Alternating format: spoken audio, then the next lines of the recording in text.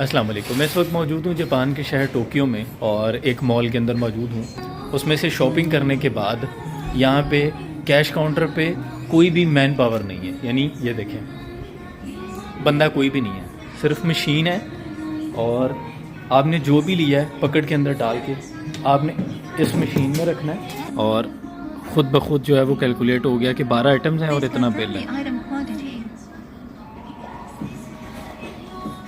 1 bag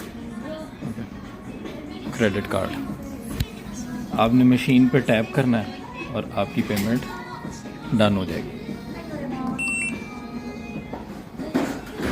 print official invoice.